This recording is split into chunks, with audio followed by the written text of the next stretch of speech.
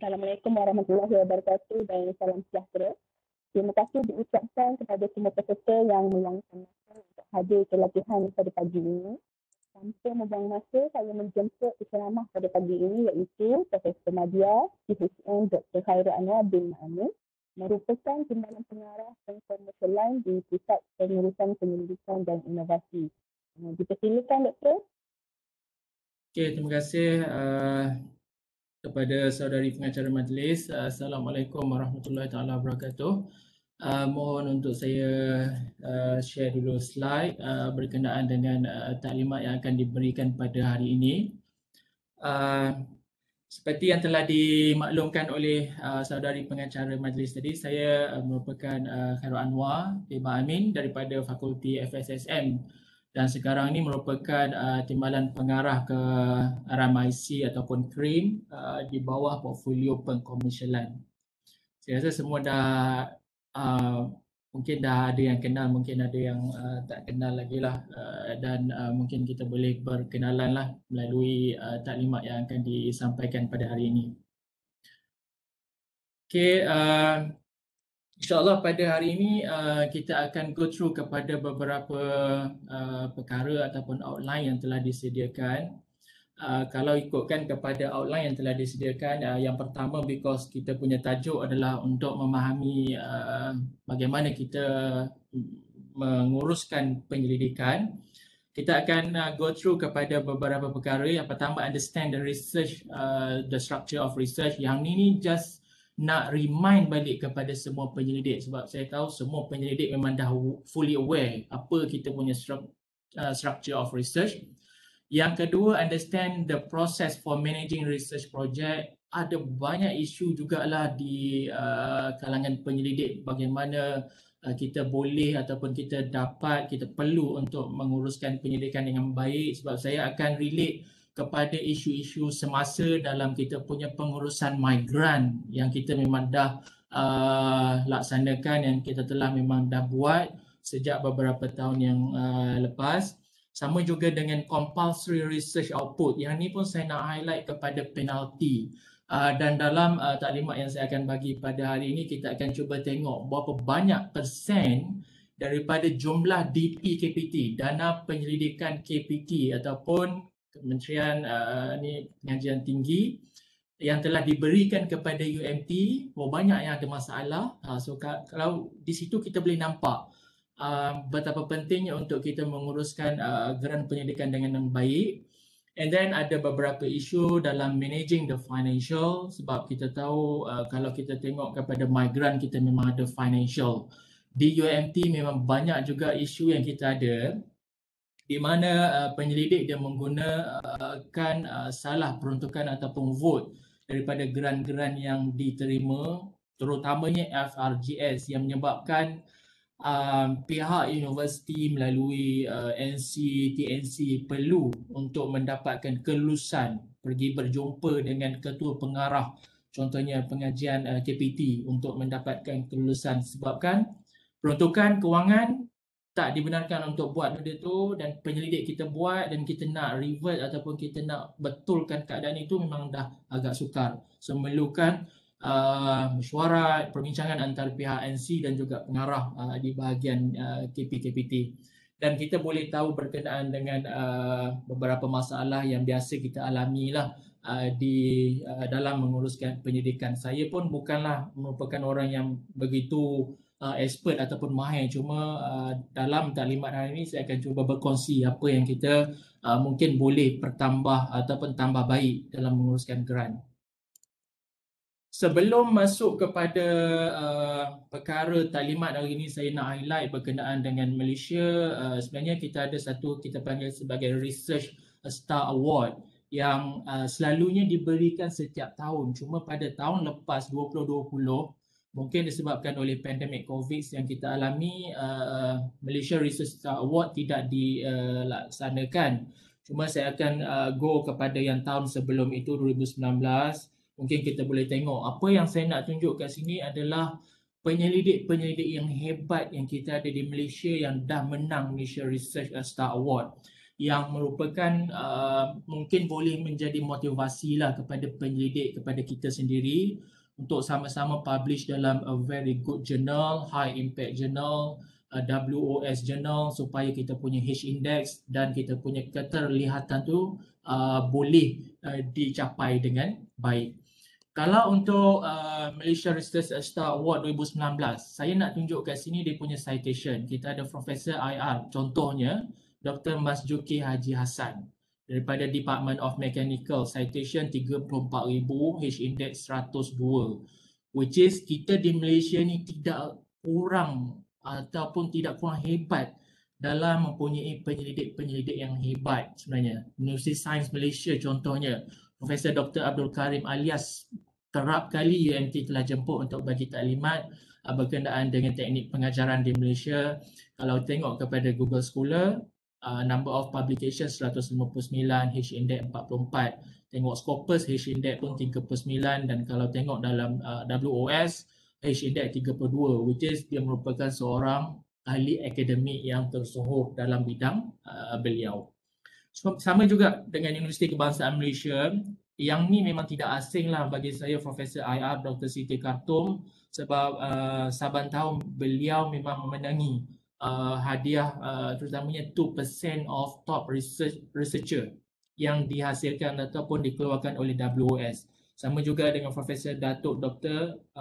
Wan Ramli Wan Daud yang mempunyai citation yang tinggi dan H-index yang tinggi. Yang ni adalah untuk Profesor Dr. IR Siti Khartoum 47, dan ini saya ambil ini pada tahun 2019 ya. So dia dah sepatutnya memang dah bertambah dengan banyak lah.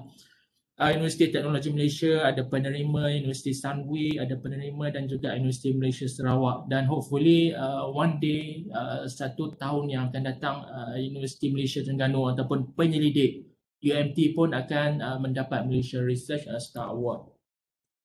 Yang ini adalah dia punya pemenang-pemenang bagi hot review paper kepada Prof IR Dr. Abdul Wahab, merupakan TNC di UKM, TNC PI di UKM.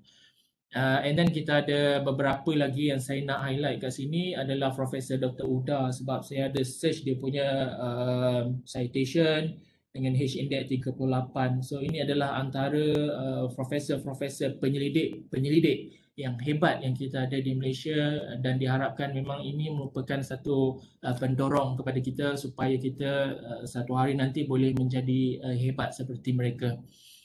Yang terakhir yang saya nak highlight kat sini, ni gambar yang bawah ni, yang ke-10 daripada Universiti Malaysia Pahang, menerima anugerah dalam Research and Innovation Excellence. Beliau telah menerbitkan sebanyak 35 penerbitan, dalam Scopus ada 116 dengan H-index 27. Dan kalau tengok ke dalam Web of Science ataupun WOS, 97 penerbitan dengan 57 categorized as Q1 High Impact Journal. So dia telah mengkomersialkan produk-produk penyelidikan, so disebabkan itu dia menang di bawah kategori Research and Innovation Excellence. Menghasilkan produk nanolubricant sekarang dah memang terjual dan sangat berjaya melalui syarikat startup yang telah ditubuhkan. Ini adalah beberapa contoh yang kita tengok dalam Malaysia Research Star Award, 10 kategori yang telah dipertandingkan dan pemenang-pemenang bagi setiap kategori tersebut. Yang kedua, saya nak masuk kepada Scopus UMT, because kita nak kena faham where are we now UMT compare kepada universiti-universiti lain. Yang ini data terbaru saya search semalam. Cuma kita nak tengok hari ini berkenaan dengan comparison yang kita boleh buat dengan Universiti Oxford. Saya ambil daripada database Scopus, dan kita akan tengok universiti dalam negara yang terbaik dan UMT di mana kita sekarang, dan apa trend ataupun pattern yang telah kita capai. Kalau tengok kepada Oxford, ini just kepada kita nak faham dia punya gambaran. Kita tak boleh nak compare dengan Universiti Oxford, of course, sebab University of Oxford memang dah lama dan memang dah sangat well established, top universities in the world. Mereka mempunyai 321,434 dokumen yang telah dipublish, dan pada tahun 2021 Oxford telah publish sebanyak 13,842 publication. So ini yang kita nak kena faham how Oxford dia boleh maintain dia punya ranking dan juga dia punya credibility of their university dengan penerbitan yang sangat high impact yang telah diterbitkan. Okay, yang kedua adalah UM. Ini adalah universiti terbaik yang kita ada di Malaysia dengan total penerbitan dalam database Scopus 60,915 artikel ataupun publication. Dan pada tahun 2021, UM telah menerbitkan sebanyak 3,529 artikel. Ini yang kita nak cuba compare, mungkin tak boleh compare tapi kita nak dapatkan gambaran bahawa banyak penerbitan yang telah UM hasilkan. Dan universiti yang seterusnya saya nak compare adalah UMP, Universiti Malaysia Pahang, total 10,742 publication. Dan publication ni merangkumi artikel, merangkumi review, merangkumi proceeding, semua yang terindeks dalam Scopus. Okay. Kalau untuk tahun 2021, UMP telah menerbitkan sebanyak 998. Compare dengan tahun 2020, mereka telah menerbitkan banyak sebenarnya penerbitan 1,500, which is this is the target yang UMT sebenarnya nak capai. Kita tak pernah capai lagi penerbitan banyak 1,500 per year. Tapi untuk tahun 2021, UMP berkurang dengan 998 dan ini adalah penerbitan di UMT. Di UMT kita mempunyai 7,665 publication. Tapi kalau kita nak compare kepada UMP walaupun mereka mempunyai 10,742, tapi UMP banyak menerbitkan proceeding. Almost 3,000 penerbitannya di bawah conference proceeding. Dan kita banyak fokus kepada artikel, which is di UMT kita masih lagi kurang berkenaan dengan penerbitan proceeding terindeks. Dari segi volume memang UMP memang mendahului UMT, tapi dari segi quality we expect dan kita memang sekarang ini beralih kepada mendapat ataupun menerbitkan penerbitan yang berkualiti. Yang kalau kita tengok pada tahun 2021 kita telah menerbitkan sebanyak 1,116, which is sangat baik achievement, pencapaian yang telah diberikan ataupun dihasilkan oleh penyelidik UMT. Pada tahun 2020 kita punya penerbitan 1,213, this is the highest yang kita dah pernah terbitkan di UMT. Dan hopefully year by year later on kita memang boleh meningkatkan penerbitan di universiti. Sebab itu sangat penting bila kita tengok kepada penerbitan dalam database Scopus ataupun WOS, perancangan penyelidikan itu sangat penting untuk kita publish dalam high impact journal. Because kalau kita tak plan properly kita punya penyelidikan, even kita dah dapat dah research grant, kita nak publish pada high impact journal, Q1 journal is very difficult kalau kita tak tengok kepada pattern ataupun trend yang dibuat oleh penyelidik sekarang. Very tough sekarang competition untuk menerbitkan dalam penerbitan high impact journal. Okay, so where are we now? So kita dah faham dah very good trend yang kita ada, achievement yang kita dah ada di UMT, dan hopefully by this year kita boleh mencapai kualiti ataupun bilangan penyelidikan yang lebih baik berbanding dengan tahun 2020. Dan saya nak kaitkan sikit dengan MyRA punya pencapaian di UMT. Ini adalah kronologi markah MyRA. Bagi yang mungkin tak pernah tengok graf ini, kita boleh tengok daripada 2010 kita ada sehingga 2020 dan target yang kita perlu capai ataupun ingin capai pada tahun 2021. Bermula tahun 2018, UMT memang mendapat 5 star. Kalau kita tengok kepada star kat sini, markah lebih daripada 75, dia akan mendapat 5 star. Dan kalau melebihi 100 akan mendapat 6 star. Semua RU memang 6 star, mereka mempunyai markah melebihi 100. Dan untuk makluman semua juga, if UMT dia boleh break this mark 100 ini, UMT adalah universiti selain RU yang boleh ataupun pertama kali mencapai melebihi 100 markah dan kita boleh masuk dalam dipanggil sebagai league untuk RU. That's the impian ataupun target yang dibuat oleh Prof Mazlan semasa menjadi TNCPI, dan sekarang ini masih lagi Prof Mazlan ataupun kita punya Naib Chancellor ingin mencapai sasaran yang kita buat. Dan kalau kita tengok kepada pattern, memang setiap tahun UMT memang meningkat markah, dan hopefully 91 yang kita dapat pada tahun lepas dan tahun 2021 ini kita mengharapkan peningkatan daripada 91.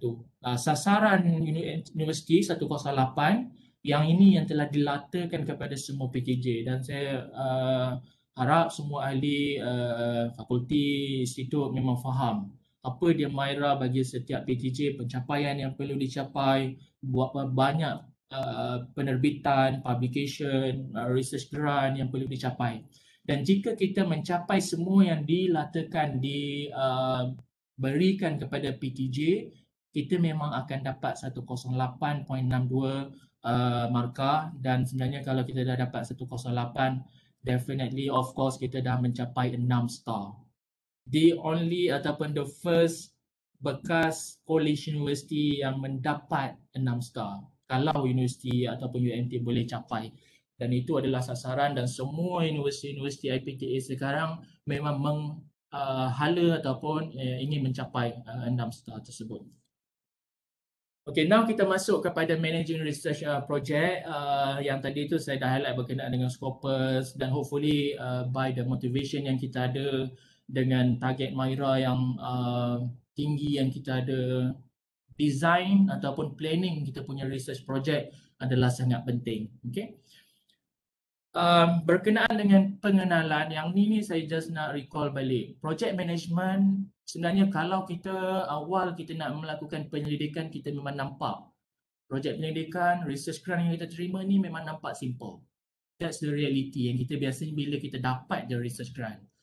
Tapi bila kita dah go through, it's very difficult to put into practice untuk tamat dalam masa tempoh 3 tahun.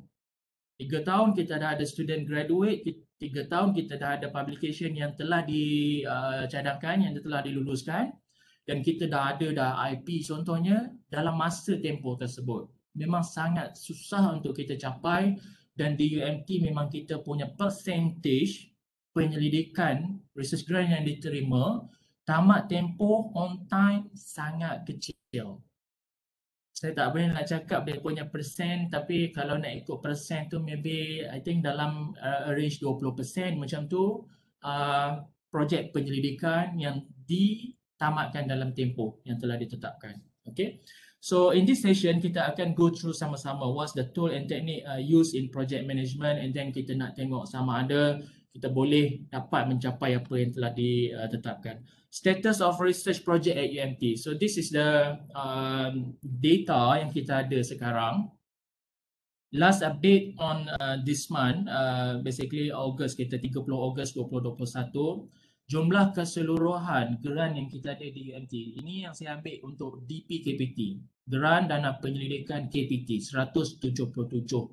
Tidak termasuk dengan FRGS yang diterima 2021, yang kita ada 28 yang kita terima baru ni.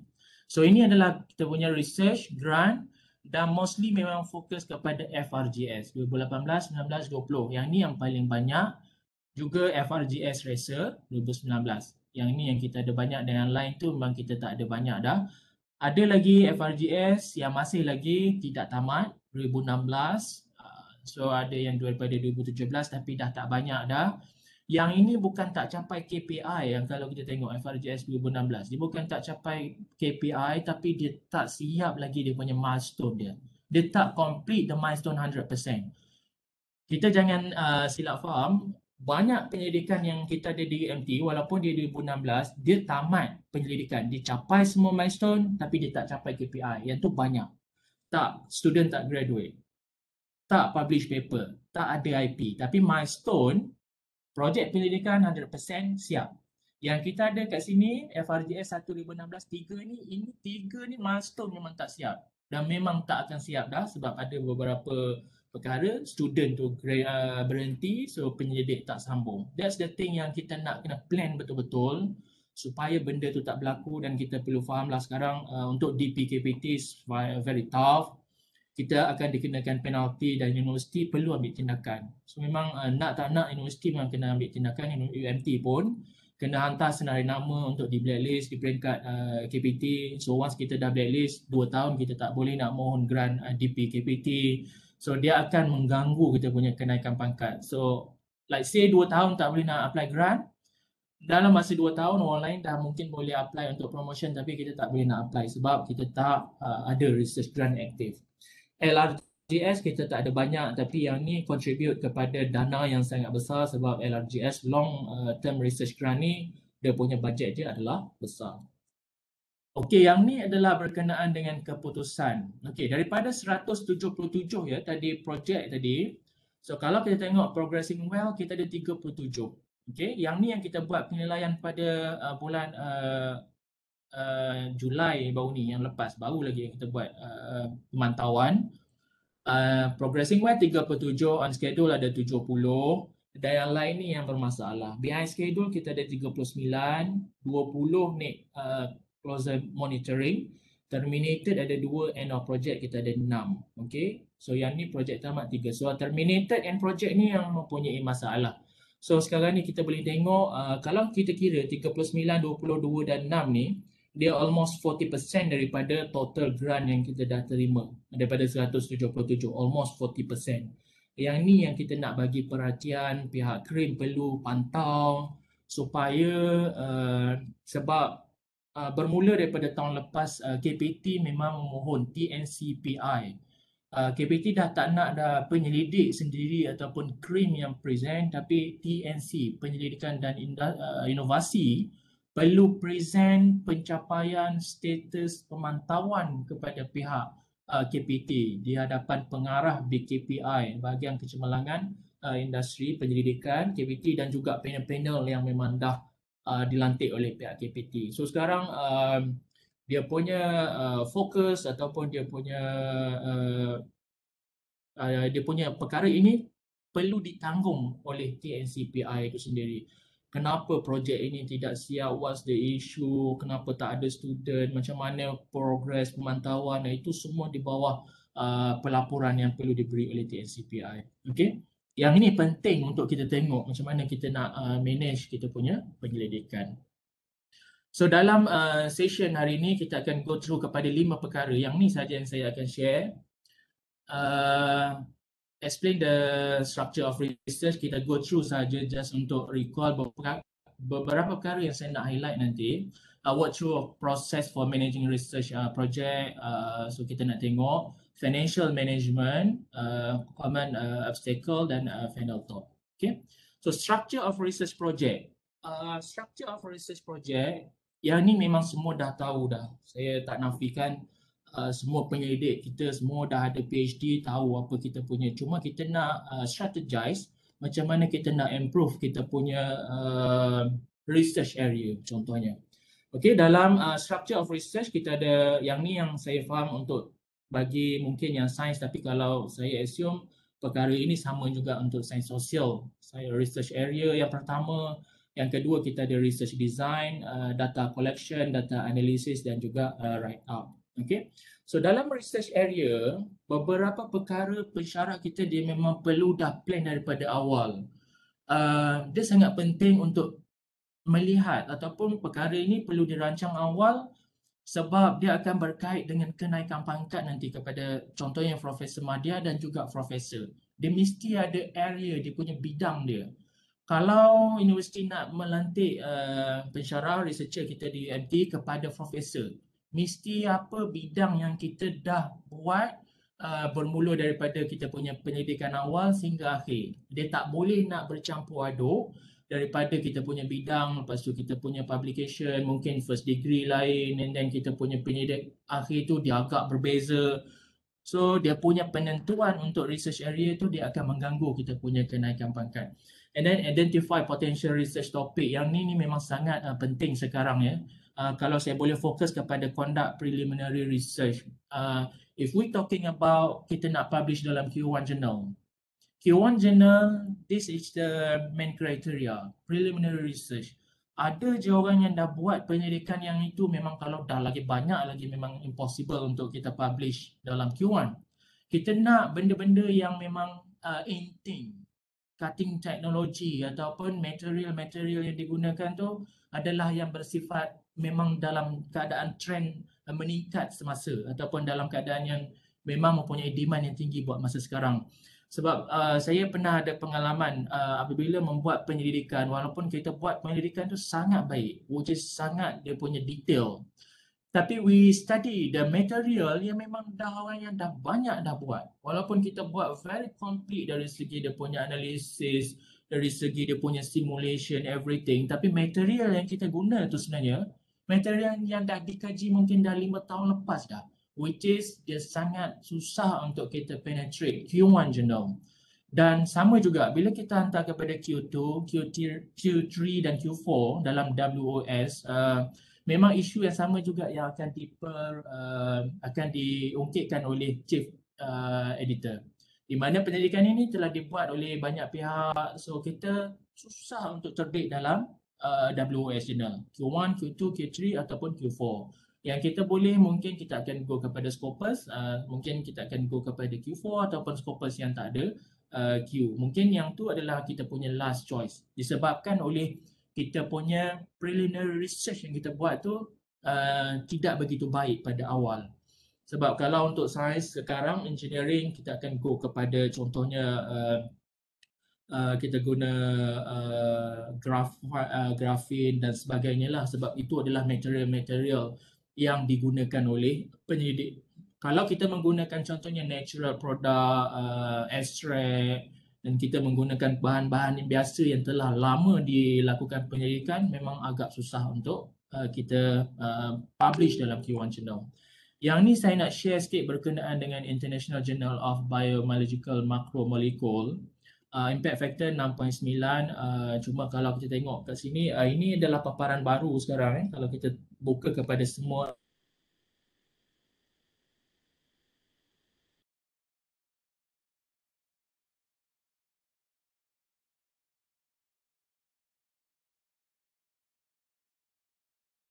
sekarang, China, US dan Brazil top leadership bagi this journal.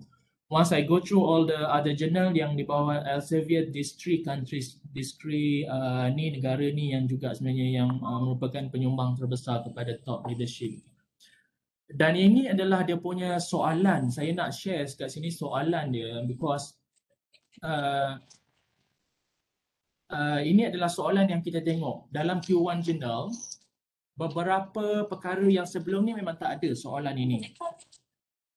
Okey, kalau tengok kepada soalan yang telah dinyatakan kat sini, ini adalah reviewer perlu komen. Discuss the importance of the research question addressed in the manuscript. Objective and justification clearly state. So, kita boleh nampak kat sini, setengah jurnal tu memang dia memerlukan penelitian ataupun penilaian yang sangat rapi ataupun detail daripada penilai. Discuss the originality, contribution, addition of knowledge, fill of the manuscript. So kita boleh nampak kat sini.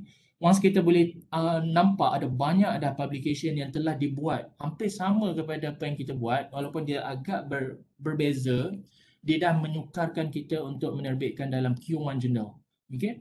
Clearly identify the strength and weaknesses of the method described in the manuscript. So kat sini pun nampak juga. Even kepada method pun dah nak kena tengok kepada dia punya strength and weaknesses.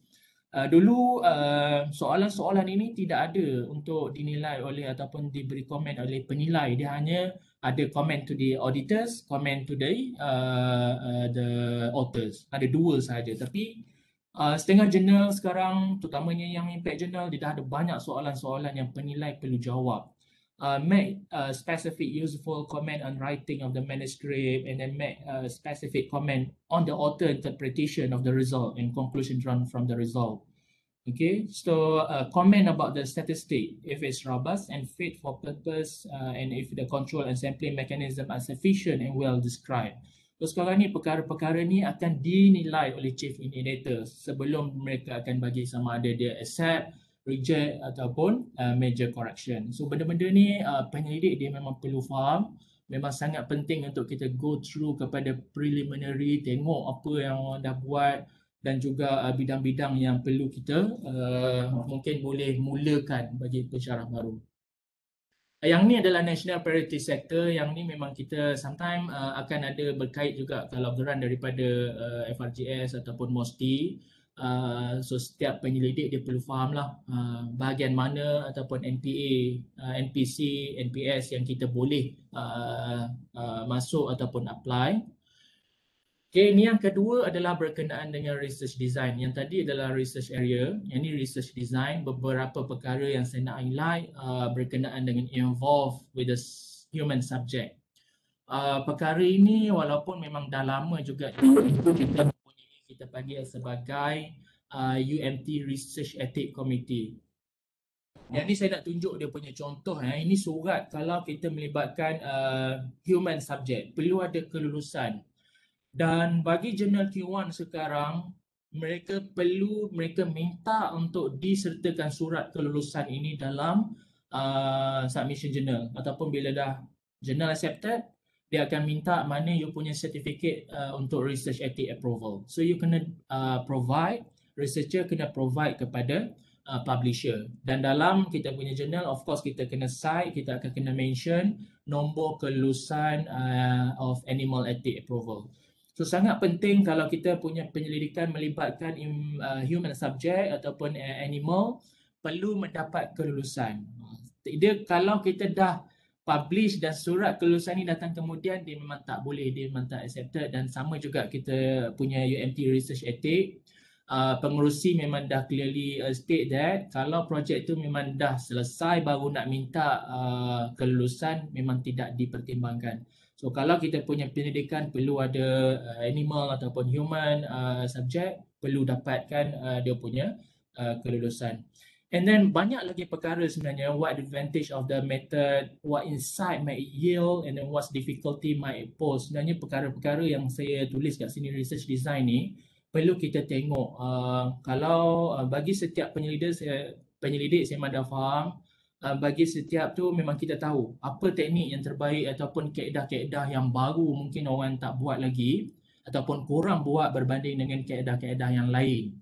Contohnya kalau bidang saya, kalau penghasilan filem untuk bahan komposit memang dah banyak sangat orang buat. So kita kena shift kepada contohnya scaffold, contohnya kepada tissue engineering, contohnya kepada 3D injection. So perkara-perkara itu sangat membantu kalau kita nak menerbitkan jurnal yang berimpak tinggi. Kalau kita memang buat yang biasa, walaupun kita punya analisis tu sangat tara tu means that banyak sangat kita punya analisis yang kita buat menggunakan alat-alat instrumen yang high end. Kita guna HRTM, kita guna SPS, kita guna instrumen-instrumen lain. Tapi kalau material tu sendiri dia tidak merujuk kepada yang inteng sekarang, memang agak susah untuk Q1 terbitkan ataupun terima. So dia akan buat rejection, desk rejection sahaja artikel ataupun manuskrip yang kita submit. Okay. Yang ni adalah data collection and data analysis. Most of the time the outcome is different to what we expect. Yang ni pun pensyarah kita perlu faham juga. Because masa kita buat pemantauan baru ni, satu perkara yang kita pihak universiti, KRIM dan juga PTJ perlu bantu penyelidik UMT berkenaan dengan cara penulisan milestone. Ramai pensyarah kita dia tulis milestone dia, dalam milestone tu sendiri dia buat penghantaran thesis, penghantaran ataupun submission of manuskrip ataupun artikel sebagai milestone yang menyebabkan dia akan sangat mengganggu dia punya milestone yang bagi projek tersebut. Kalau memang tak ada thesis ataupun tak ada student to graduate, memang tak akan complete dia punya milestone because dia buat milestone dia submission of the thesis. Ataupun dalam milestone ada graduation of the student, of the graduate student. Memang benda tu memang perlu dielakkan sepenuhnya. Kita akan letak milestone tu merujuk kepada hasil pencapaian penyelidikan kita. Bukan melibatkan penghantaran thesis, pelajar graduate, submission, jurnal, pergi conference, benda-benda macam tu tak perlu dimasukkan dalam milestone. Sebab selagi benda tu tak tercapai, milestone tak capai, sampai 5-6 tahun pun kalau student tu unfortunately memang dah quit, projek tu tak dapat diselesaikan, memang milestone tu akan sangkut. Walaupun sebenarnya penyelidikan dah siap. Pelajar sahaja yang tidak graduate, tapi sebab ada dalam milestone dia akan mengganggu. So that's the thing yang kita nak kena faham juga. Different what we expect. Sometimes dia ada sedikit lah dia punya perubahan pada outcome yang kita nak tu, sebab of course kita tak buat lagi research yang kita plan. Kita apply research grant dapat, tapi bila kita dah buat dia ada sedikit perubahan, kita boleh ubah. Dan kita kalau dia punya justification ataupun milestone tu sangat berbeza, pihak penyelidik perlu dapat kebenaran daripada KRIM akan minta kebenaran daripada KBT untuk mengubah milestone tersebut. Masih boleh dilakukan. Tapi outcome different what we expect ini penyelidik perlu faham lah, because ada juga penyelidik kita once dia tak dapat seperti yang dia letak dalam proposal asal tu 100%, dia memang tulis dia tak capai lagi, walaupun sebenarnya dia dah boleh untuk declare, clarify dia dah capai dah dia punya outcome tersebut. Yang lain tu adalah perkara-perkara biasa yang saya rasa semua dah faham berkenaan dengan data collection. And then write up, yang ini pun satu isu yang besar kalau bagi penyelidik perlu faham. Pemilihan student tu sangat penting. Ada student yang memang sangat bagus dalam lab work dia sangat bagus, tapi writing dia sangat lemah. Ada student dia agak malas dalam lab work, tapi dia punya writing dia sangat bagus. Perkara-perkara tu memang kita akan jumpa bila kita ada student nanti. So dalam write up, produce thesis ni, don't underestimate how long this will take. Some student dia sangat struggle untuk buat dia punya thesis, maybe 2 tahun pun dia tak boleh nak siapkan, because this is skill yang kita rasa ataupun kita tahu tak semua orang ada skill untuk buat writing. Walaupun dia boleh buat dia punya lab work sangat bagus, sangat rajin, tapi nak writing dia memang sangat struggle, dan at the end dia memang sangat susah untuk submit, dan pensyarah kena kejar. Bila dah lama macam ni, kita memang banyak lah. Kalau di UMT ada tempoh penyelidikan yang sampai 10 tahun. Walaupun master saja 10 tahun dia ambil untuk graduate. Bila dah tahun ketiga, tahun keempat tak graduate, lepas tu mula dah dia dah bekerja, lepas tu dia dah berumah tangga, memang sangat susah lah untuk kita kejar penyelidik student-student kita. So kita kena plan awal, kita perlu plan macam mana kita nak capai kita punya thesis. Dan daripada apa yang saya dah highlight tadi, dah share tadi, at last kita dah dapat research grant receive. Banyak research grant yang kita dah hebahkan kepada penyelidik. Untuk tahun 2021 ni lebih daripada 20 dah grant penyelidikan. Sebenarnya pihak KRIM memang hebah kepada semua inilah kita punya warga. Contohnya grant pendidikan yang memang biasa untuk UMT, FRGS, lepas tu kita ada yang lain ni sangat jarang lah di UMT, dan juga PRGS, Newton Fund ada tapi masih lagi sikit. MTDC kita terima juga bahagian untuk pengkomersialan melalui projek Symbiosis. Tori ada pernah penyelidik kita dapat, Erasmus pun memang ada dapat daripada tahun ni, daripada FSSM. Tahniah kepada penyelidik daripada Erasmus, daripada FSSM, dan juga kita ada MyLab. Okay. So now bila dah ada research grant, process for managing the research project, yang ini yang kita nak kena betul-betul faham. Bagi saya personally, saya nampak apabila pihak KPT sebenarnya dia dah mengetatkan dia punya proses pemantauan ataupun pencapaian KPI output melalui migrant, penyelidik kita di UMT memang dah ambil maklum, ambil fokus berkenaan dengan perkara itu. So kita tahun 2020, tahun 2021 telah mendapat dia punya respon yang sangat baik daripada penyelidik. Compare kepada tahun 2017 dulu hingga tahun 2019. Memang masa itu kita tak bagi penumpuan yang sepenuhnya kepada migrant dari segi apa yang perlu dicapai, apa dia punya akibat. So itu adalah perkara-perkara yang positif daripada penyelidik. So in this slide kita perlu ada clear and specific objective. Sebab bagi KPT dia sangat berbeza lah kalau kita boleh discuss kat sini persepsi penyelidik dengan KPT. KPT kalau kita dah minta grant tu satu je master student dengan RM2,000 per month, dia expect you bayar dengan RM2,000 tersebut bagi satu pelajar. Tapi kita punya persepsi, kita nak ramai pelajar. And then daripada 2000 tu kita bagi 800, 800, 800. Ada 3 pelajar kat situ yang kita pecah kecilkan dia punya allowance. Dan dia punya isu dia bila dah kena bagi ramai macam tu, at one point bajet tu tak cukup, student tu pula bila dah bajet tak ada pergi cari kerja lain, at the end tak siap dia punya projek. Itu perkara-perkara yang memang kita perlu cuba faham. Kalau kita minta grant tu seorang je dan kita nak bayar 2,000 dalam proposal, kita guna peruntukan itu bayar seorang pelajar tersebut. So we have a clear and specific objective apa yang kita nak capai, someone's responsibility. So yang ni kita kena faham. Ramai dah pensyarah kita lah sekarang ni bila kita dah banyak proses pemantauan bagi peringkat universiti dan juga KPT. Memang kita nampak adalah dia punya isu ataupun konsekuen daripada grant-grant yang kita terima kan. Sebab kita nak kena capai KPI. So bila tak capai dia akan ada penalti. So kita kena faham bila sekarang dah terima research grant, kita ada responsibility. Dia tak sama macam dulu dah. Dan dalam my grant tersebut, kalau rekod bagi research grant tu tak capai KPI pada tahun 2018, dia akan kekal dalam sistem my grant tu selama sistem my grant tu ada. So penyelidik ataupun penilai dia boleh nampak, dia boleh lihat kita punya status.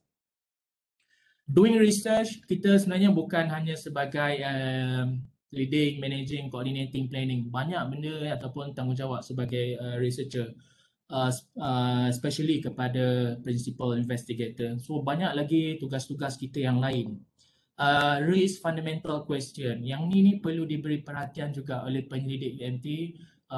Kalau kita tengok some of the Q1 journal, dia memang perlukan fundamental question.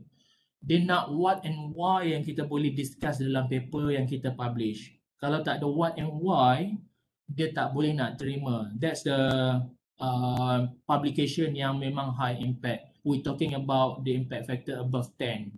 11, 20, dia memang nak kena ada fundamental question. So penyelidik perlu ada. Macam mana kita nak faham, investigate fundamental question dalam kita punya projek penyelidikan. A nature of the particular academic discipline, relationship between different research area. So yang ini semua di bawah tugas penyelidik.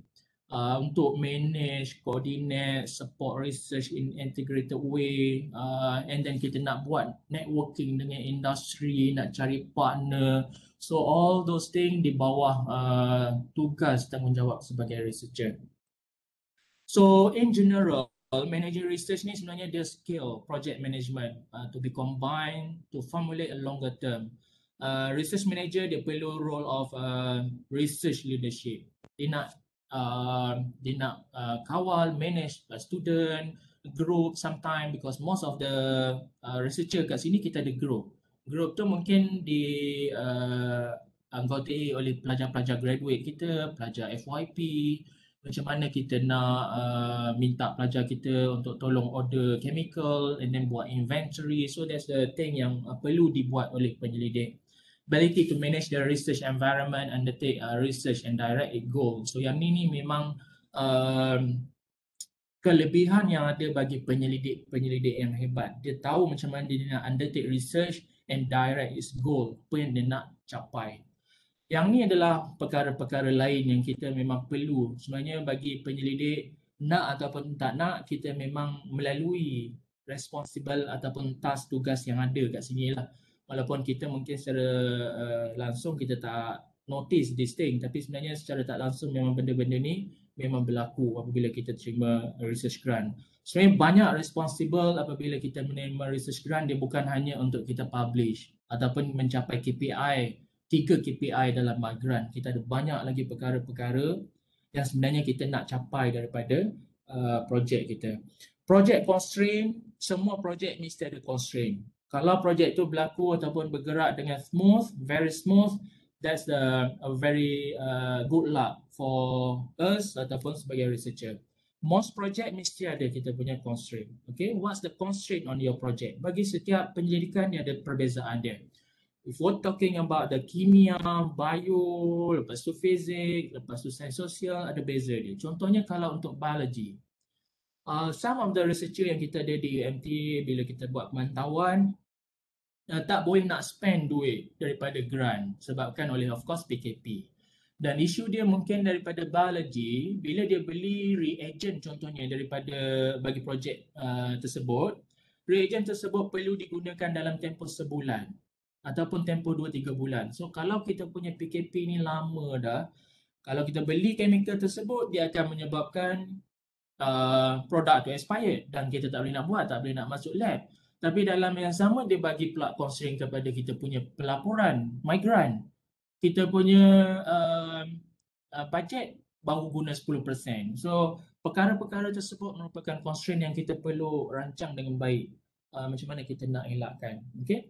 This is the possible constraint yang kita ada, time, clarity of scope, access to literature. So sekarang ni alhamdulillah di UMT, UMT dah subscribe untuk WOS database, kita dah ada Scopus, so tak ada isu sangat. Dulu kita tak ada WOS, tapi kita dah subscribe.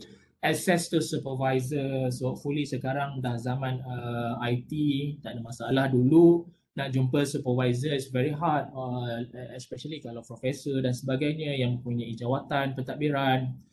Funding ni merupakan satu isu jugalah because di UMT kita terima banyak grant.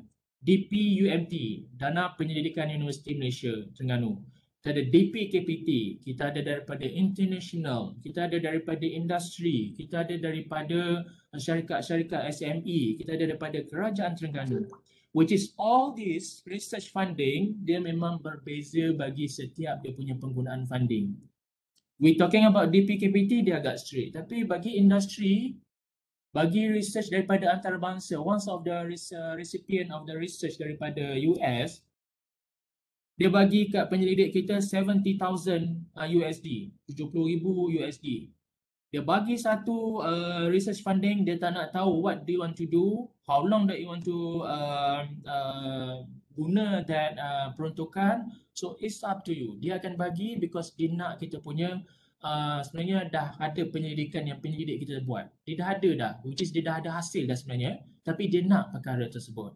So dia bayar 70,000 USD dan kita punya penyelidik pula bila dah discuss dengan krim, kita jadikan dia ada tempoh masa 3 tahun contohnya supaya kita boleh kirakan sebagai tempoh untuk PhD student. So penyelidik tu kan ambil PhD, untuk tempoh aktif dia kira sebagai 3 tahun. Tapi dari segi funding, dia tak nak tahu berapa tahun, you nak habiskan dalam masa 2 bulan, it's up to you. So dia tak nak ada report-report, segalanya dia tak ada. So itu yang kita nak kena faham juga di UMT, dan funding-funding yang banyak yang kita ada ni semuanya adalah berbeza.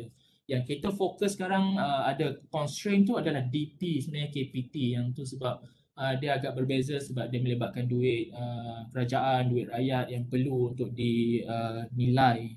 Okay. Scope of your project. What are you trying to achieve in your project? And then are you clear on the limit of your investigation?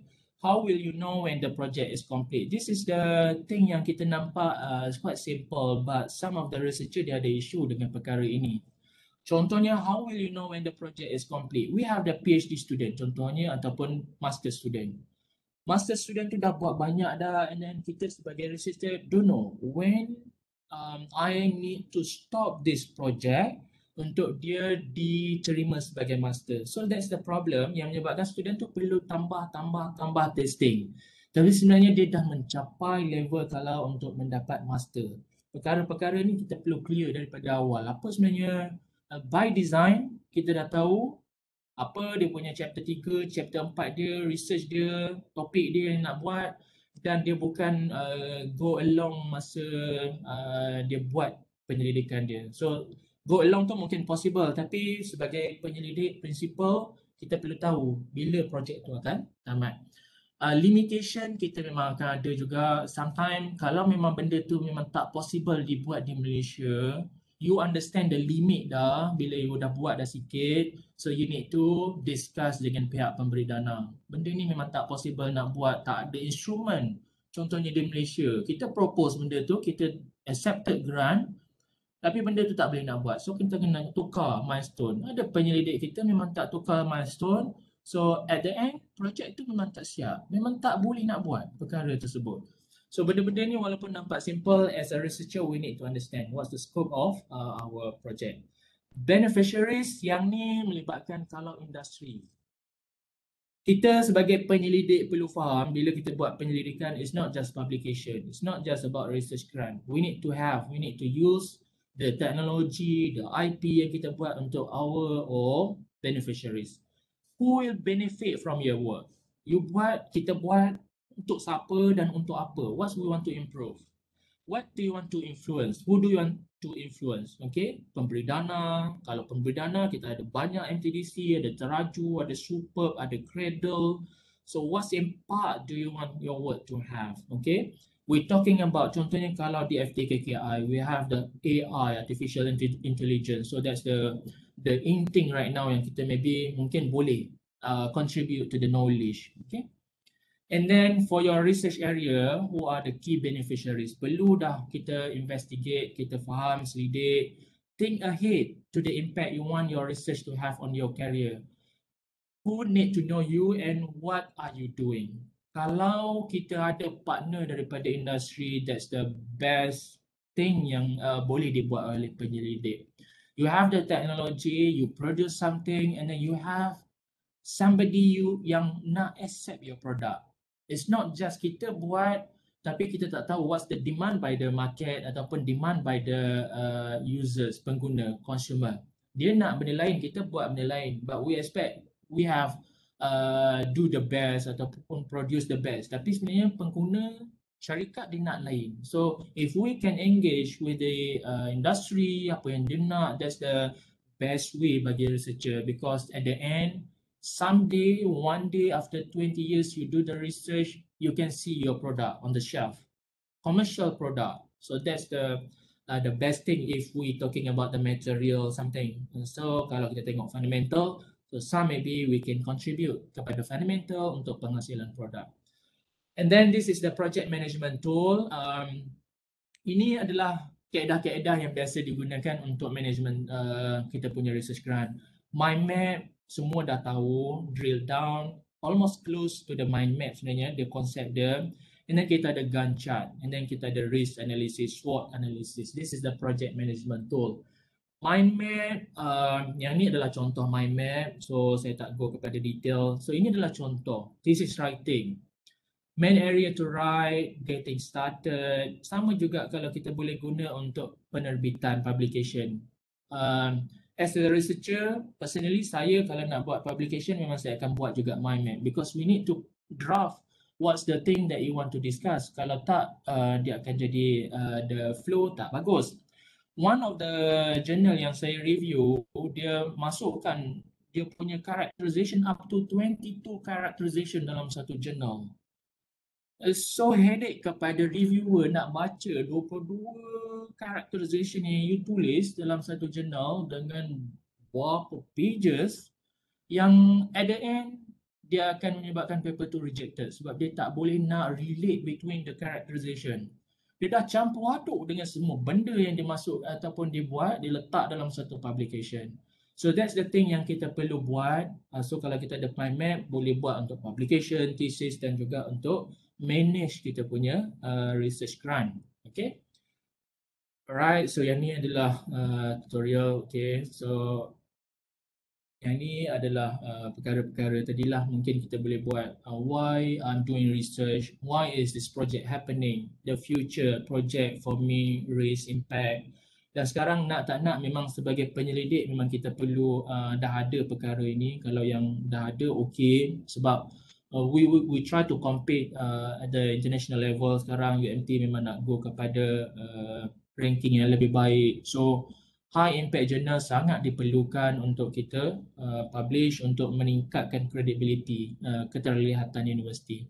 So this is the drill down perkara-perkara yang kita mungkin boleh faham. A technique to identify all tasks associated with the project. Start on with the project objective. Kita tengok contoh. Okay. We have found a novel way to fund our research, require careful planning. We can drill down through the problem to identify the key task and question. So yang ni yang penting dalam drill down, dia melibatkan problem, identify the problem, key task and question yang kita mungkin akan jumpa. This is the activity sebenarnya, tapi kita takkan buat. Dia punya perkara dia kat sini, thief in Brazil have stolen up 65 million after tunneling into a bank in what police say could be the country's biggest bank heist. So yang ni kita buat contoh sebenarnya, kita buat ini dia punya drill down. Bila kita nak buat sesuatu, kita akan come out dengan dia punya isu-isu dan soalan-soalan yang mungkin berkait dengan penyelidikan. So kalau dalam contoh yang daripada rob bank ni, apa, what research, what is involved, get involved, get away. So perkara-perkara ni sometimes if we have time, satu hari kita boleh buat, kita boleh shut down and then try to have this drill down of our own project. So ini adalah dia punya contoh lah macam mana kita nak buat drill down. Okay, yang ni aktiviti, kita tak ada masa untuk yang ni. Project and risk. Identify source of the risk, access, likelihood of risk. Ini memang risk lah. Kalau contoh yang dalam ni adalah risk yang untuk rob bank, kalau ni adalah risk untuk research project. Discover that someone has already done it. Yang ni memang banyak sebenarnya berlaku. If we do not do the preliminary research, yang ni sangat penting. Okay, banyak sangat dah sekarang ni. If we have some idea, we thinking about that idea, kita expect tak ada lagi orang buat, tapi sebenarnya dah ada orang buat. Sama ada produk tu commercial ataupun dalam bentuk research. Okay, kalau dalam produk-produk tu, sometimes produk yang kita mungkin sangatlah kita rasa sangat nak sebab sangat membantu. Bila kita go through browse Shopee tu, memang dah ada dah produk-produk yang memang kita intend to have tu. Sebenarnya kita je yang tak tahu. Sama juga dengan research. Enable to complete the research within time frame, yang ni memang sangat banyak. Okay, if we talking about AEMT, 50% memang tak tamat dalam masa yang ditetapkan, more than 50%. Student quiz, ini sangat banyak juga isu yang kita ada, equipment broken and many more. So we have many risks in our research project, dan setiap research project dia berbeza bagi risk mereka.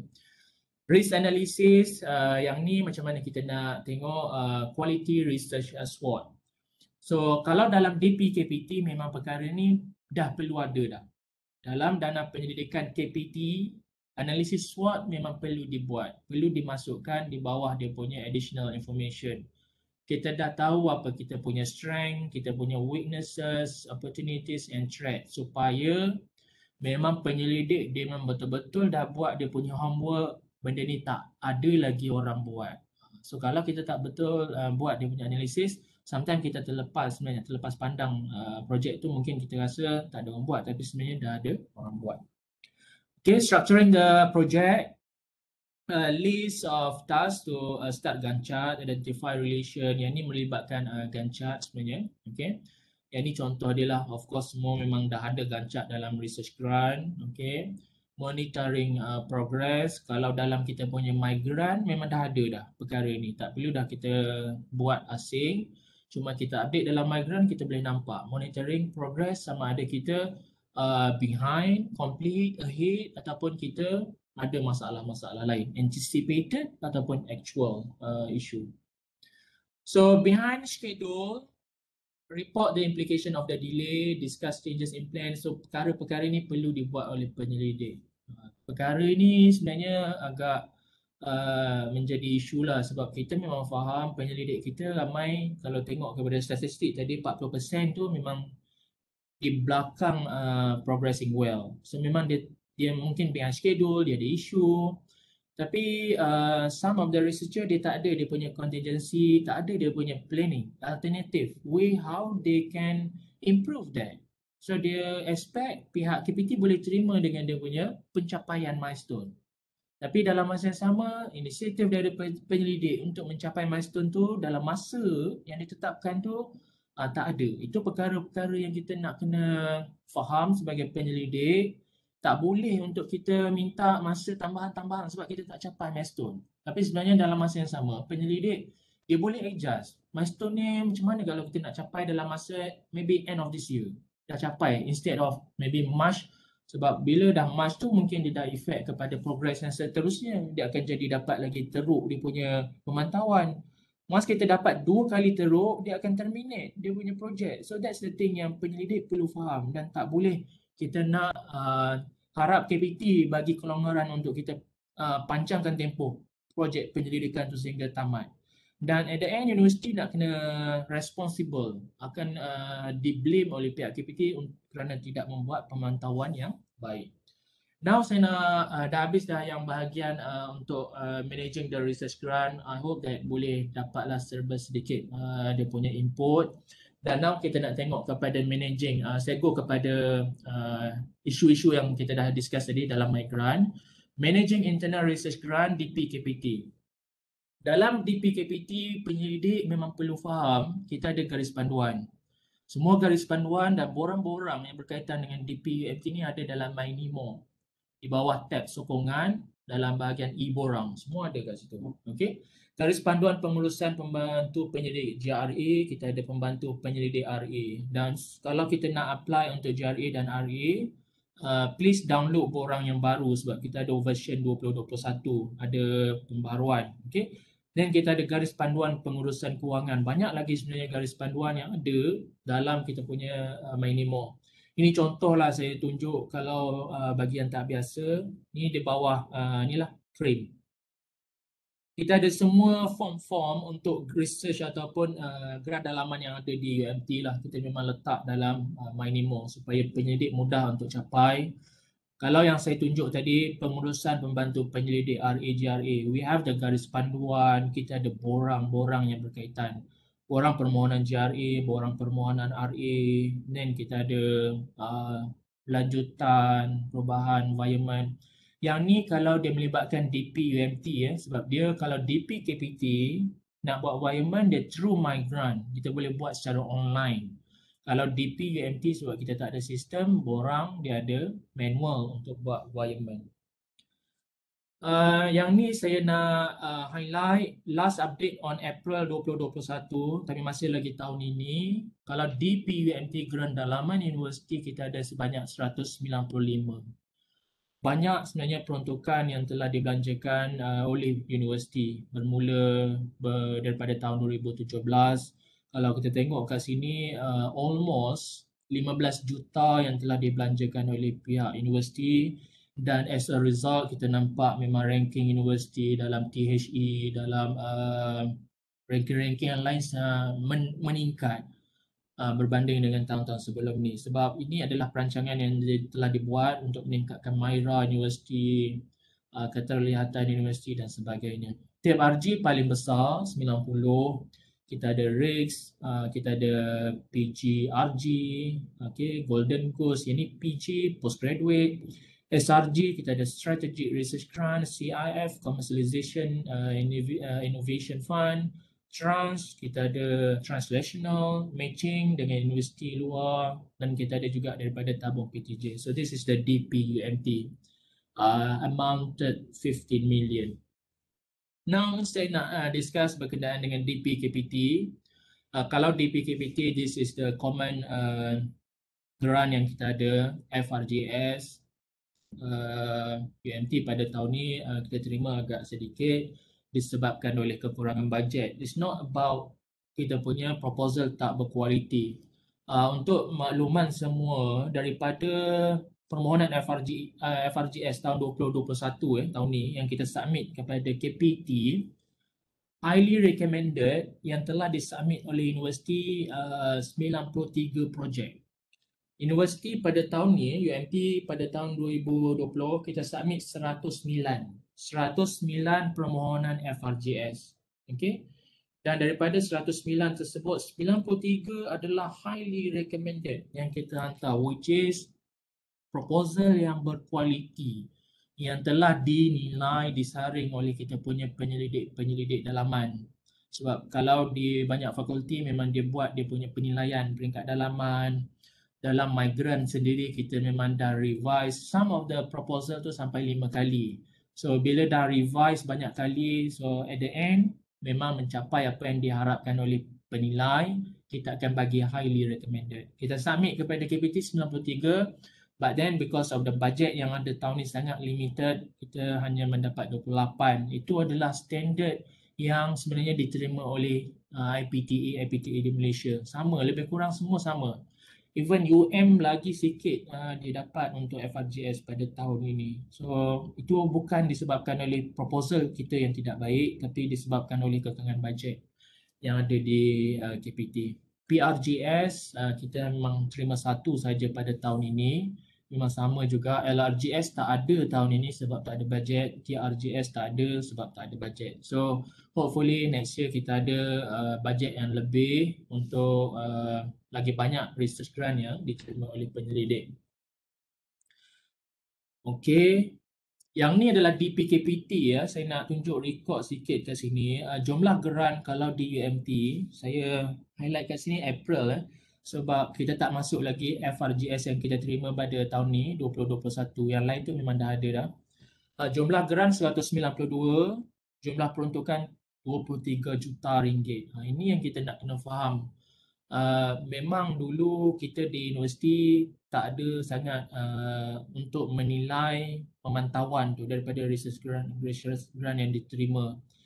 Banyak sebenarnya research grant di UMT ni bila kita go through dalam MyGrant melalui sistem yang ada di CRIM tu, penyelidik yang dah tamat dia punya projek penyelidikan 2019, satu penerbitan pun tak ada, pelajar pun tak ada graduate. So that's the thing yang kita sebenarnya sebagai penyelidik perlu jawab jugalah, because kita terima ni duit daripada peruntukan government. 23 million yang kita terima. So what's the impact? What's the output sebenarnya yang kita bagi? Bagi yang mencapai KPI tak ada masalah. Tapi sebenarnya kalau kita tengok seperti yang saya mention tadi, 50% daripada penyelidik grant-grant yang ada di MT ni memang tak mencapai KPI. Tak mencapai KPI tu langsung tak ada. Tak ada pelajar, tak ada publication, tak ada IP, tapi semua tu dijanjikan dalam proposal yang diterima. So perkara-perkara itulah yang kita nak elakkan. Kalau di FRGS memang inilah yang kita terima bermula tahun 2018. Okay. Yang ni daripada agensi kerajaan dan lain-lain. Ini beberapa lah. Okay, ini adalah untuk tahun 2021. Ini recent punya, Ogos 2021 kita terima research grant di universiti setakat ini sebanyak 7.5 juta 68 projek. So kita ada daripada kerajaan, universiti, swasta dan antarabangsa. Antarabangsa kita setakat ini mencapai 1 juta dan kalau ikut kepada sasaran universiti kita nak mencapai 4 juta bagi grant antarabangsa, tapi kita masih lagi mencuba dan ini yang kita harapkan daripada penyelidik UMT supaya kita banyakkan permohonan grant antarabangsa dan juga daripada swasta. Dan daripada universiti sebenarnya sebab kita pada tahun ini tidak mempunyai peruntukan yang besar, so kita dah belanjakan luluskan 1.3 dan akan ada lagi perbelanjaan ataupun kelulusan projek-projek dalam universiti grant dalaman. Okay, yang ini adalah untuk daripada kerajaan. Yang ini sebenarnya kita expect daripada FRGS, tapi disebabkan oleh FRGS kita tak dapat banyak, so kita perlu ni lah, dia punya sasaran yang kita buat tu perlu diubah. Yang ni dalam MyGrant, perlu kita faham dalam MyGrant kita perlu ada talent, publication, IP, produk kalau melibatkan PRGS, collaboration. Penyelidik memang selalu perlu update dan faham berkenaan dengan MyGrant supaya kita boleh pantau research output yang kita telah dapat ataupun perlu dapat. Yang ni saya nak highlight sikit berkenaan dengan penalti FRGS. Kita faham kalau 3 tahun dia nak 1 PhD ataupun 2 master student. Kalau 2 tahun dia nak seorang saja pelajar sarjana yang di-graduatekan. Publication 2 tapi dia bergantung kepada proposal. Kalau proposal tu janji 5 KPI perlu dipenuhi. Dia tak boleh balik kepada default. Default kalau you claim 2 daripada FRGS, tapi kalau kita dah claim 5 dalam grant tu diluluskan, kita perlu capai 5 bukan dah 2 dah. That's the thing yang kita perlu betul-betul consider bila nak apply research grant. Jangan over promise untuk capai lebih. Sebenarnya sebab sekarang semua dinilai perlu capai. Okey, ini IP commercialization, yang ni PRGS. Saya nak highlight sikit kalau PRGS dia mesti continuity daripada projek daripada research grant yang lain, sama ada DP KPT ataupun grant lain, dia TRL 3 hingga 5. Yang ni sistem TRL, I assume semua penyelidik kita dah faham lah kan, sebab TRL ni dia akan menentukan untuk kita nak commercial produk kita dah sampai level mana. Kalau dia bawah 1, 2, 3 ni no, tak boleh nak commercial. Kalau 4, 5, 6 boleh untuk apply research grant daripada pemberi dana, MTDC dan sebagainya. Deployment kita nak commercial. So if we talking kepada industri, produk you dah ready. So you mean that 789 ni produk yang kita buat tu berada dalam this TRL. Dalam industri TRL memang dia sangat common, dia memang faham bila kita sebut TRL. Okey, ini syarat permohonan PRJS. Okey, tak perlu untuk kita discuss detail yang ni. Cuma saya nak highlight kat sini kepada DPKPT. Yang terbaru adalah Mac 2021. Bagi semua penyelidik yang mempunyai grant sekarang, ini adalah kita punya garis panduan yang terkini. Perlu tengok yang ini, jangan tengok yang sebelum. Sebab yang sebelum tu tak diguna pakai dah. Walaupun kita punya grant diterima tahun 2020, kita perlu rujuk yang Mac 2021 sebab kita masih lagi mempunyai grant aktif. Yang ini adalah kawalan dan penalti tidak menghantar laporan. Boleh dikenakan penalti. Ramai juga penyelidik kita sebenarnya yang tak submit progress report dalam My Grant itu. Okay? Tidak hadir perbentangan, tak datang sebab kita nak buat pemantauan. Tidak menghantar laporan akhir. Banyak kita punya projek penyelidikan terutamanya daripada Grant 2017 tak hantar laporan akhir dalam sistem My Grant. Tidak mencapai KPI, serahan, tidak hadir pembentangan, tidak menyelesaikan penyelidikan atas sebab-sebab yang tidak dinyatakan. Ini adalah antara perkara-perkara yang boleh dikenakan penalti. Even kalau kita tengok tidak menghantar laporan pun dia boleh tertakluk ataupun dikenakan penalti. So perkara-perkara ni pihak universiti, pihak KRIM cuba untuk memberi exposure kepada penyelidik. Okay. Dan RMC, KRIM perlu mengeluarkan surat amaran sebelum dikenakan tindakan penalti. Sama ada sekatan terhadap perbelanjaan tak boleh nak belanja dan nama penyelidik yang dikenakan penalti tidak dibenarkan memohon grant baru. Yang ni saya maklum tadi 2 tahun bagi ketua projek, bagi penyelidik bersama 1 tahun. So kita tak nak benda-benda ni berlaku dan untuk rekod semua UMT sehingga hari ini tidak pernah menghantar nama penalti kepada pihak KPT. Tapi perlu faham RMC akan dikenakan tindakan. RMC bertanggungjawab untuk mematuhi peraturan. Kalau UMT pula tidak kenakan penalti kepada projek-projek yang bermasalah, UMT akan di-blacklistkan dan tidak boleh memohon grant-grant daripada KPT. Itu adalah perkara konsekuen yang kita perlu faham. Kalau kita tak ambil penalti kepada penyelidik, universiti kena blacklist. Itu perkara-perkara yang perlu untuk kita kita faham dan kita mengharapkan sebab UMT tidak hantar nama penalti kepada KPT sebab kita mengharapkan yang terbaik kepada penyelidik. Kita cuba untuk atasi masalah. Kalau dia ada masalah, even NC perlu jumpa dengan pengarah KPT, kita akan buat untuk mengelakkan daripada dikenakan penalti. Tapi dalam satu masa, mungkin after this, UMT perlu implement juga penalti kepada penyelidik. Yang ni last topik, financial issue, payment to material student. Projek terima tapi duit tak cukup ataupun duit disalahgunakan. Okay. Raw material, inventory, plan conference. Yang ni how we can memastikan kita punya grant diterima ataupun dapat diuruskan dengan baik. Yang ni vote. Yang paling banyak masalah adalah vote 11,000 dengan 29,000.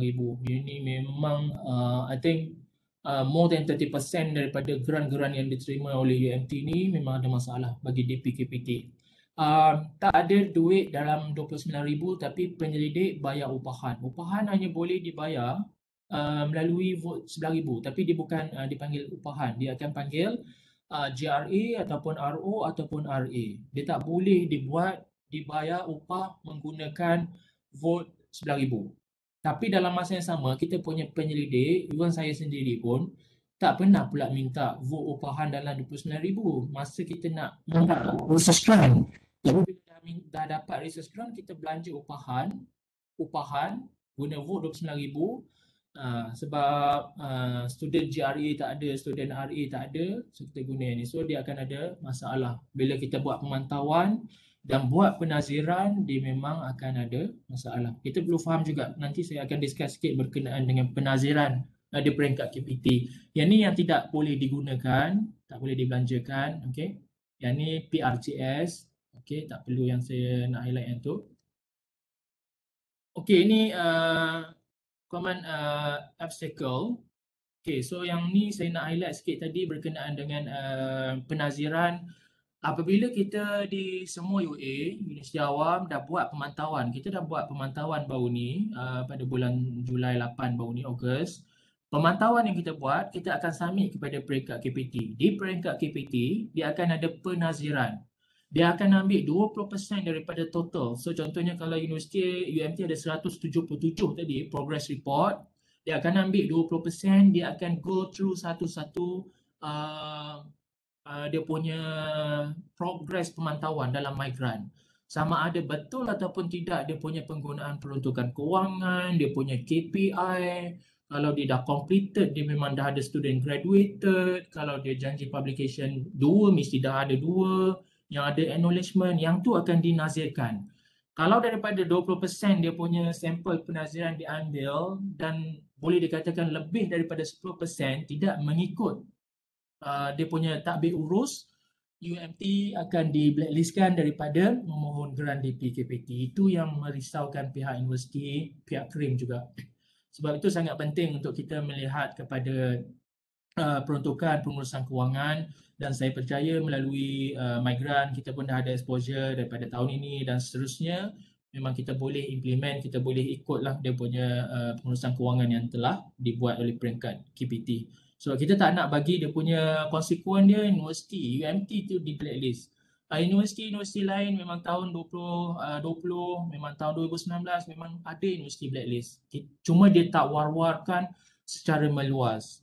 Kalau untuk tahun 2020 ada 3 universiti awam yang di blacklist, 1 universiti tidak dibenarkan untuk menerima grant DPKPT. So that's the thing yang akan efek kepada penyelidik universiti, kepada MyRA, kepada dana kita. So tak ada dana untuk terima grant disebabkan oleh beberapa pensyarah penyelidik yang membuat masalah. So dia punya isu ataupun dia punya konsekuen kepada semua. Okay.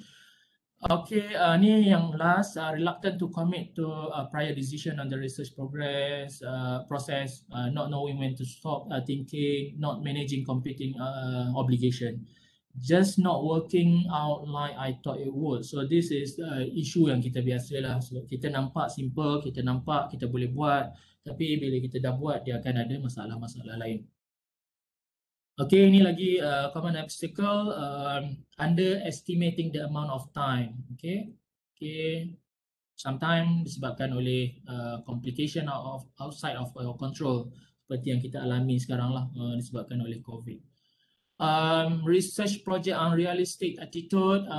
This is before this weekend ataupun kita pernah dengar lah kawan-kawan kita cakap, I work best when I can start and finish a project in a single day. So nampak sangat mudah benda tu dibuat. So at the end tak jadi macam tu. You can finish anything in 12 hours or less. That deadline is flexible. So this is the perkara-perkara yang mungkin menyebabkan kita tak begitu fokus untuk menyelesaikan penyelidikan. This is the final thought. Project management is set of tool, not straitjacket. Should be dynamic but have regular fixed review of the progress, communication dengan supervisor, dengan sponsor, dengan colleague. So yang ni boleh membantu. It can be difficult to apply this idea at the very start of your research, but you should be able to identify the scope, constraint, risk, time, structure fairly soon once we go through the research project. Okay, akhir kata daripada saya, terima kasih kepada semua. Terima kasih dan diharapkan sedikit sebanyak perkongsian daripada yang kita dah dapat dengar tadi tu dapat dijadikan motivation. UMT sekarang berada di, boleh dikatakan berada di landasan yang baik. Kita dah ada dalam masuk THE dan dengan komitmen yang semua berikan, penerbitan berimpak tinggi yang banyak sangat dihasilkan oleh penyelidik UMT sekarang. Diharapkan dapat melonjakkan universiti ke arah yang lebih baik lah. Okay, saya mohon maaf kalau ada terkasar bahasa dan silap dan diharapkan kita dapat berjumpa lagi di masa akan datang. Okey, terima kasih. Assalamualaikum dan salam sejahtera. Saya serahkan kepada pengerusi, saudari pengerusi. Terima kasih banyak Dr. di atas perkongsian pada hari ini. Terima kasih juga kepada peserta yang hadir daripada yang CTI daripada awal sehingga akhir. Assalamualaikum dan salam sejahtera. Okey, terima kasih semua.